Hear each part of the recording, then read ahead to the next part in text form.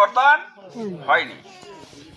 এরপরে আরো যে কারণটা সেটা হলো যে আল্লাহ সৃষ্টি করেছেন আমাদেরকে, সে আল্লাহর আইনে দেশ না চালালে দেশ শান্তিতে চলতে পারে না। আপনারা একটু চিন্তা করেন আমার সঙ্গে, আল্লাহ দুইটা পা দিছে চলবার জন্য, পা দিয়ে যদি আমরা চলি তাহলে যে আরাম আছে, পা দুখান অচল হয়ে গেছে, হাতের উপর ভর করে চলছে, থলুয়ার উপর ভর করে চলছে, পাঁচিলার উপরে। আপনি বলেন ও চলছে, কিন্তু চলার মধ্যে কি তার কোনো আনন্দ আছে, আরাম আছে? আল্লাহ যে পা দিয়েছে সেটা দিয়ে চলতে পারলে যে আরাম অন্য কোনো ভাবে চলে সে আরাম পাওয়া। আল্লাহ মুখ দিছে খাবার জন্য, আপনি মুখ দিয়ে খাবেন, যে আরাম পাবেন। হাসপাতালের বেডে দেখবেন অনেকেই মুখ দিয়ে খেতে পারছে না, নাকে পাইপ লাগাই দিয়ে তাকে খাওয়ানোর ব্যবস্থা করা হচ্ছে। এখন তার খাওয়া হচ্ছে ঠিকই, কিন্তু খাওয়ার কোনো আনন্দ সে স্বাদ সে পাচ্ছে না। তো ঠিক ওই রকম